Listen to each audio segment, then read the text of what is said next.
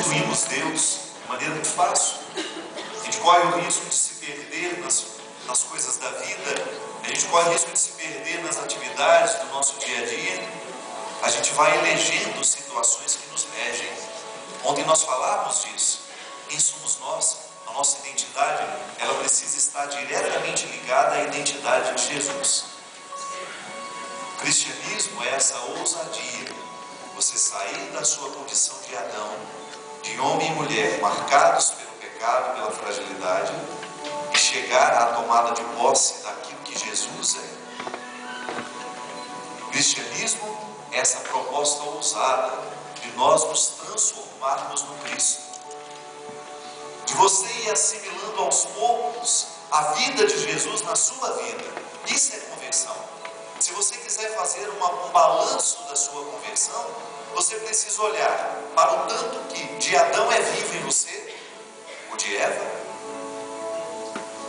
e o quanto você já conseguiu substituir os sentimentos de Adão, as atitudes de Adão, pelas atitudes de Jesus. É o parâmetro para que a gente possa ter uma noção de onde nós estamos dentro deste processo. São Paulo, em uma das suas cartas, ele vai dizer que conversão é metanoia, uma palavra grega que quer dizer mudança de mentalidade. A gente sabe, eu já sei, porque da outra vez que estive aqui, que vocês têm uma dificuldade muito grande de educar os filhos que cresceram por aqui. Vocês vêm com os costumes do Brasil e de repente tem que educar os filhos a partir de um jeito de viver que é próprio de hoje aqui. Eles estão situados aqui, vieram pequenos, foram crescendo, vão convivendo com os amigos deles. E vocês têm uma dificuldade muito grande de lidar com esses meninos e meninas, não é errado? Não. Por quê? Porque eles começam a pensar diferente. Acontece dentro deles uma mudança de mentalidade. Isso é o que São Paulo fala. Nós precisamos trabalhar o tempo todo na nossa vida para que a nossa mentalidade esteja de acordo com a mentalidade de Jesus.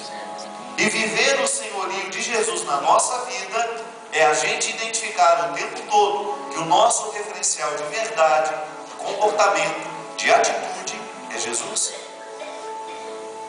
Que se eu quero ser um cristão nos dias de hoje, aonde quer que eu esteja, seja na cultura norte-americana, seja na cultura brasileira, porque o ser humano é o mesmo em todos os lugares, os valores que hoje são necessários à vida humana, eles são iguais em todos os lugares do mundo, minha gente. Nós precisamos de família, nós precisamos de amor, nós precisamos de dignidade, nós precisamos de ética. Nós precisamos saber respeitar o espaço do outro, nós precisamos saber respeitar a religião do outro, nós precisamos saber respeitar o outro que é diferente de nós. Aí, padre, falou tudo. E é maravilhoso você pensar que o seu mestre é atual até os dias de hoje.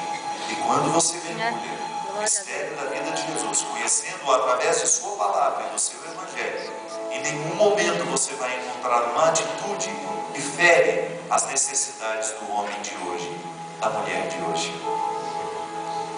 Vocês sabem que muitas guerras que acontecem hoje pelo mundo é justamente porque o ser humano está cada vez mais parecido com Adão, marcado pelo egoísmo, marcado pelo medo, marcado pela intolerância, pela insegurança, tudo aquilo que aconteceu com Adão depois da queda original.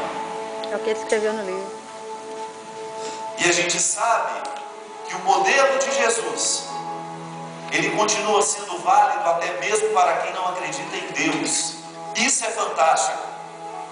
Porque antes de Jesus ser o Deus revelado, antes de você encontrar em Jesus o Cristo revelado, enviado por Deus, você encontra um ser humano inesquecível, formidável. De maneira que você, ao se aproximar de Jesus, você não vai encontrar apenas um Deus a quem você reverencia, mas você encontra um humano que deu certo.